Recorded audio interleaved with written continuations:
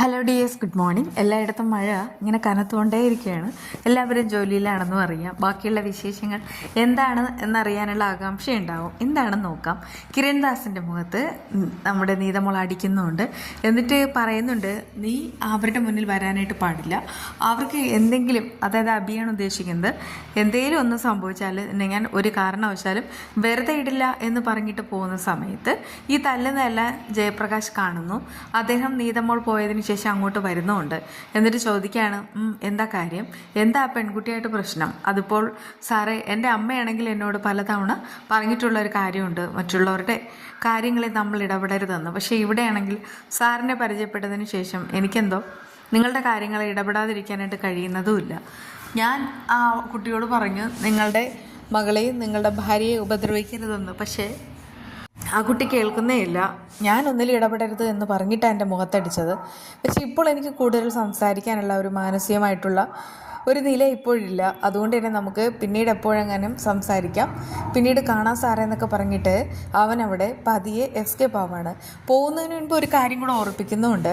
സാറിൻ്റെ ഭാര്യയോട് പറഞ്ഞേക്കണം ഒന്ന് സൂക്ഷിക്കാൻ, കാരണം ആ പെൺകുട്ടി അത്രമാത്രം അപകടകാരിയാണ്. അങ്ങനെ JP വളരെ ദേഷ്യത്തിലാണ് വീട്ടിലേക്ക് പോകുന്നത്. മിന്നുമോളും നീതമോളും വീട്ടിലേക്ക് തിരിച്ചു വരുന്നു. വരുന്ന സമയത്ത് തന്നെ മിന്നുമോളോടായി നീതമോൾ പറയുന്നൊരു കാര്യമുണ്ട്. ഒറ്റ കാരണവശാലും കിരൺദാസിനെ കണ്ടതും അവനെ അടിച്ചതുമായിട്ടുള്ള കാര്യങ്ങൾ സൂര്യചേട്ടനോടോ അമ്മയോടോ പറയാൻ പാടില്ല. അങ്ങനെ എങ്ങാനും പറഞ്ഞു കഴിഞ്ഞാൽ അത് വലിയ പ്രശ്നമാവും. കാരണം നേരത്തെ ഇതുപോലെ ഒരു പ്രശ്നം ഉണ്ടായ സമയത്ത് സൂര്യചേട്ടൻ ഇറങ്ങി പുറപ്പെട്ടു. അപ്പോഴേക്കും മമ്മിക്കും നിനക്കും എനിക്കും എല്ലാം പേടിയായി. ഇനിയും സൂര്യചേട്ടൻ ഒരു പ്രശ്നങ്ങളിൽ പോയിപ്പെട്ടാൽ അത് നിങ്ങളെക്കാൾ കൂടുതൽ വേദനിക്കുന്നത് എനിക്ക് തന്നെയായിരിക്കും. അതുകൊണ്ടൊരു കാരണവശാലും ഈ ഒരു പ്രശ്നത്തിൽ സൂര്യചേട്ടനെ കൊണ്ടുപോയി ഇടാനേ പാടില്ല. ആ സമയത്ത് മിന്നു പറയുന്നുണ്ട്, മമ്മിയോടും ഏട്ടനോടും പറയാതെ ഇതെങ്ങനെ നമ്മൾ ഈ കടമ്പ മറികടക്കും? നമുക്ക് അവരോട് പറയാം, വേണ്ട ഒരു കാരണവശാലും പറയണ്ട. ഇപ്പോൾ നമുക്കൊരു സമാധാനവും സന്തോഷവും ഒക്കെ ഉണ്ട്. ഈ ഒരു സന്തോഷവും സമാധാനവും നിലനിൽക്കണമെന്നുണ്ടെങ്കിൽ നമ്മൾ തന്നെ വിചാരിക്കണം. അതിലെന്തായാലും ഇടങ്ങോറലിടാനായിട്ട് ഞാൻ സമ്മതിക്കത്തില്ല. ഒടുവിൽ നീതമോൾക്ക് മിന്നു ഒരു വാക്ക് കൊടുക്കാനായിട്ടോ അകത്തേക്ക് ചെല്ലുന്ന സമയത്ത് ജഗീത ചോദിക്കുന്ന ഒരു ചോദ്യമുണ്ട്, ഇന്നെന്താ എന്തെങ്കിലും വിശേഷമുണ്ടോ? കയ്യിലാണെങ്കിൽ കുറേയേറെ മേടിച്ച് കൂട്ടിയിട്ടുമുണ്ട്. അത് കേട്ട് മിന്നു പറയാണ്, സത്യം പറഞ്ഞാൽ ഞാനിന്ന് കുറേ മേടിച്ചു. അതെ, ഇവൾക്ക് ഏണിങ്സ് കിട്ടിയല്ലോ, അതിൻ്റെ സന്തോഷത്തിൽ ഇവൾ മേടിച്ച് കൂട്ടിയതാണെന്ന് നീതമോള് പറയുന്നു. അങ്ങനെ സമ്മാനം കൊടുക്കാനായിട്ട് മിന്നു ആണെങ്കിൽ നീതയുടെ കയ്യിൽ കൊടുക്കുമ്പോൾ, ഞാനല്ല ഇത് കൊടുക്കേണ്ടത്, നമ്മൾ ആരാണോ സമ്പാദിച്ചത് അവർ തന്നെയാണ് ഓരോരുത്തർക്കും കൊടുക്കേണ്ടത്, സത്യത്തിൽ നീ എനിക്കും തരണം എന്ന് പറഞ്ഞിട്ട് അവൾ അത് തിരികെ കൊടുക്കുന്നു. ആ സമയത്ത് മിന്നു ഇതെൻ്റെ മമ്മിക്കെന്ന് പറഞ്ഞ് ഒരു ഗിഫ്റ്റ് കൊടുക്കുന്നു. അടുത്തത് എൻ്റെ സൂര്യചേട്ടന്, അടുത്തതായിട്ട് നീതമോൾക്ക്, പിന്നെ ഞാൻ തന്നെ മേടിച്ചതാണെന്ന് പറഞ്ഞിട്ട് അവളും സ്വന്തമായിട്ടൊരു ഗിഫ്റ്റ് എടുക്കുന്നു. ആ ഒരു തമാശ എല്ലാവർക്കും അങ്ങോട്ട് ദഹിക്കുകയാണ്. അതുകൊണ്ട് തന്നെ എല്ലാവരും കൂടെ പൊട്ടിച്ചിരിക്കുകയും കളിയാക്കുകയും ഒക്കെ ചെയ്യുന്നുണ്ട്. അങ്ങനെ അവർ അവരുടെ സന്തോഷത്തിലേക്കായി മടങ്ങുന്നുണ്ട്. അങ്ങനെ ഈ JP നേരെ വരുന്നത് മീനാക്ഷി ടീച്ചറിൻ്റെ അടുക്കലേക്കാണ്. മുഖം കണ്ടിട്ട് എന്തോ ഒരു പ്രശ്നം ഉള്ളതുപോലെ ഫീൽ ചെയ്യുന്നു. എന്താ സാറേ കാര്യം എന്നിങ്ങനെ മീനാക്ഷി നോർമലായിട്ട് ചോദിക്കുന്നുണ്ട്. ആ സമയത്ത് അയാളിങ്ങനെ സാഹിത്യപരമായിട്ട് ചില കാര്യങ്ങളൊക്കെ വളച്ചൊടിക്കുകയാണ്. മീനാക്ഷി പറയുന്നുണ്ട്, ഇതെന്താ ഇങ്ങനെ, എനിക്ക് സ്ട്രെയിറ്റ് ഫോർവേഡാണ്, കാര്യങ്ങളെല്ലാം നേരെ സംസാരിക്കണം, എന്താണെന്ന് വെച്ചാൽ തുറന്നു പറയും. ഞാൻ നിന്നോട് പലതവണ പറഞ്ഞതാണ്, ആ ബ്ലോഗറിൻ്റെ കൂടെ വരുന്ന പെൺകുട്ടിയുമായിട്ട് യാതൊരു അടുപ്പവും പാടില്ല എന്ന്. അവളൊരു സ്ട്രേഞ്ചറാണ്, കൂടുതൽ അപകടകാരി. അതുകൊണ്ട് തന്നെ അവളുമായിട്ട് ഇനി യാതൊരു ബന്ധവും ഇവിടെ വേണ്ട. അത് കേട്ട് മീനാക്ഷിക്ക് ദേഷ്യമാവാണ്. സത്യം പറഞ്ഞാൽ എൻ്റെ മോളുടെ മാറ്റത്തിന് കാരണക്കാരി എന്ന് പറയുന്നത് ആ കുട്ടിയാണ്. അതുകൊണ്ട് തന്നെ എനിക്കിപ്പോൾ ആ കുട്ടി വരുന്നതിനോട് ഭയങ്കര സന്തോഷം മാത്രമേ ഉള്ളൂ. ഇതിപ്പോൾ ആ കുട്ടിയായിട്ടുള്ള എല്ലാ റിലേഷൻഷിപ്പും ഇപ്പോൾ തന്നെ അവസാനിപ്പിക്കണം എന്നൊക്കെ ഇങ്ങനെ സാറ് പറഞ്ഞാൽ എനിക്കത് കേൾക്കാനായിട്ട് ഭയങ്കര ബുദ്ധിമുട്ടുണ്ട്. അത് കേട്ടിട്ട് JPക്ക് ദേഷ്യമാവുന്നുണ്ട്. അയാൾ പറയുന്നുണ്ട്, പറഞ്ഞാൽ മനസ്സിലാവില്ല അല്ലേ എന്നൊക്കെ പറഞ്ഞിട്ട് ബുക്സൊക്കെ എടുത്ത് എറിയുകയാണ്.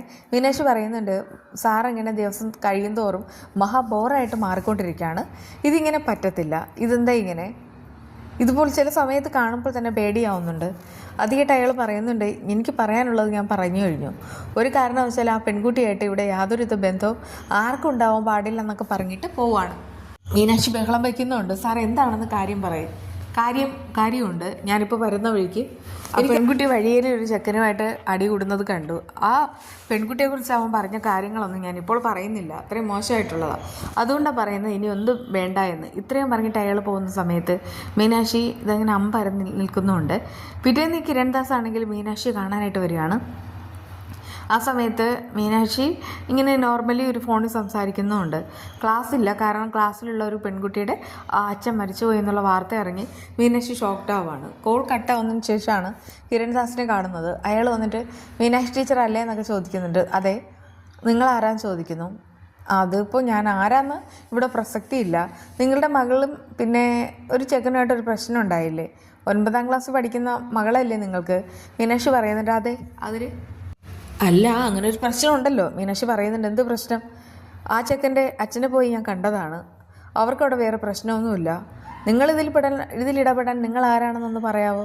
നിങ്ങളിതിൽ പറയാത്തിടത്തോളം കാലം നിങ്ങൾ ഈ ഒരു കാര്യത്തിൽ ഇടപെടാനും പാടില്ല. ഇതാണ് എനിക്ക് പറയാനുള്ളത്. ഇത്രയും പറഞ്ഞിട്ട് മീനാക്ഷി പോവാണ് കേട്ടോ. ആ സമയത്ത് കിരൺദാസ് അവിടെ നിന്ന് മനസ്സിൽ പറയുന്നുണ്ട്, ഇതിപ്പോൾ ഞാൻ ആരാണ് ഒന്ന് അറിയിച്ചു കൊടുത്തു, അതായത് ഞാനൊന്ന് വിരട്ടിക്കൊടുത്തു. ഇനിയിപ്പോൾ കാറിലിരുന്നുകൊണ്ട് ഞാൻ ആരാണെന്ന് അവർ ചിന്തിച്ചു തുടങ്ങും. അവസാനം എൻ്റെ അടുക്കൽ വരികയും ചെയ്യും. ആ ഒരു ദിവസത്തിന് വേണ്ടിയിട്ടാണ് ഞാനിങ്ങനെ കാത്തു നിൽക്കുന്നത്. അങ്ങനെ ആ കിരൺദാസ്. അതേസമയം ഈ നീതമോളാണെങ്കിൽ മിന്നുവിനോട് ചോദിക്കുന്ന ചോദ്യമുണ്ട്, നമ്മളെങ്ങനെ അഭിയെ രക്ഷിക്കും? മിന്നു ചോദിക്കുന്നുണ്ട്, നിനക്കിത് എന്തിൻ്റെ കേടാണ്? നമ്മളൊരു ബ്ലോഗ് എടുക്കാൻ പോയി, അതിലപ്പുറം എന്താ ഉള്ളത്? അതിലപ്പുറം എന്താണെന്നുള്ളതെന്ന് വെച്ചാൽ നമ്മൾ ഓരോരുത്തരായിട്ട് കണക്റ്റ് ആകുന്ന സമയത്ത് ഓരോ സാഹചര്യമായിരിക്കും. അതുപോലെ ആ ഒരു കണക്ഷനാണ് എനിക്കിവിടെ ഫീൽ ചെയ്യുന്നത്. അതിന് മാറ്റാനും പറ്റില്ല. എനിക്ക് ആ കുട്ടിയെ രക്ഷപ്പെടുത്തിയേ മതിയാവും. അതിനിപ്പോൾ ഞാനും കൂടെ ഇറങ്ങി വരാം, ഞാനും കൂടെ ചേർന്നിട്ട് സഹായിക്കാമെന്നൊക്കെ മിന്നുമോൾ പറയുന്നു. അത് കേട്ട് അവൾ പറയാണ്, അല്ലെങ്കിൽ വേണ്ട, അപകടത്തിലേക്കാണ് കാര്യങ്ങൾ പോകുന്നതെങ്കിൽ നീ വരാതിരിക്കുന്നത് നല്ലത്, നീ ഇൻവോൾവ് ആവണ്ട, അല്ലാതെ നീ സപ്പോർട്ട് ചെയ്താൽ മതി. ഏതിനും ഞാൻ സപ്പോർട്ടായിട്ട് കൂടെ നിൽക്കുമെന്ന് പറഞ്ഞിട്ട് മിന്നുമോൾ നീതമോളെ ചേർത്ത് പിടിക്കുകയാണ്. അതേസമയം പിറ്റേന്ന് രാവിലെയാണ് അബിയാണെങ്കിൽ രാവിലെ പോകുന്ന സമയത്ത് ആ ചെറുപ്പക്കാരനെ ആയിട്ട് കാണുകയാണ്. സംസാരിക്കാനായിട്ട് പോകുമ്പോൾ നീതമോളാണെങ്കിൽ ഓട്ടോയിൽ അതിലിരിക്കുന്നുമുണ്ട്. പെട്ടെന്ന് തന്നെ നീതമോൾ അവിടെ നിന്ന് ഇറങ്ങുന്നുണ്ട്. നീതമോൾ തന്നെ ഈ പ്രശ്നത്തിന് ഒരു പരിഹാരം കണ്ടെത്തും. വിശേഷങ്ങൾ ഇതൊക്കെയാണ്. നമ്മുടെ ഈ ഒരു വീഡിയോ എന്ന് പറഞ്ഞാൽ ഒരു ചട്നിയാണ്, അതായത് ഈ കപ്പലണ്ടി വെച്ചിട്ടുള്ള ഒരു ചട്നി. നമ്മളിപ്പോൾ വൈറ്റ് ചട്നി ഉണ്ടാക്കുമല്ലോ, ഇഡ്ഡലിക്കും ദോശയ്ക്കൊക്കെ ഉണ്ടാക്കുന്ന ചട്നി, ആ സെയിം ഇൻഗ്രീഡിയൻസ് തന്നെയാണ്. അതായത് തേങ്ങ, പച്ചമുളക്, പിന്നെ ഇഞ്ചി, ഉപ്പ്, ഇതൊക്കെ ചേർക്കുന്നതോടൊപ്പം തന്നെ കുറച്ച് ഇതിടുക, കപ്പലണ്ടി ഇടുക. കടലയെന്ന് ചിലയിടത്തൊക്കെ പറയും, പക്ഷെ കപ്പലണ്ടി അത് കൂടെ ഇട്ടിട്ട് നന്നായിട്ട് അരച്ചെടുത്തിട്ട് കുറച്ച് വെള്ളം കൂടെ ചേർത്തിട്ട് കടുക് താളിച്ച് എടുക്കുക. ആ സമയത്ത് നമുക്കിത് ഇഡ്ഡലിയോ ദോശയോ എന്തിനും കഴിക്കാം, നല്ലതാണ്. വളരെ വളരെ ബെസ്റ്റായിട്ടുള്ള ഒരു ചട്നിയാണിത്. പിന്നെ ഒരു ഇൻഗ്രീഡിയൻ്റ് ഉണ്ട്, ഉള്ളി എന്ന് പറയുന്നത് ചിലർ ചേർക്കാറില്ല, പക്ഷെ ഞാനിവിടെ ചേർക്കും. അതുകൊണ്ടാണ് ഞാൻ ഇട്ടത്. എന്തായാലും അടുത്ത വിശേഷമായി കാണാം.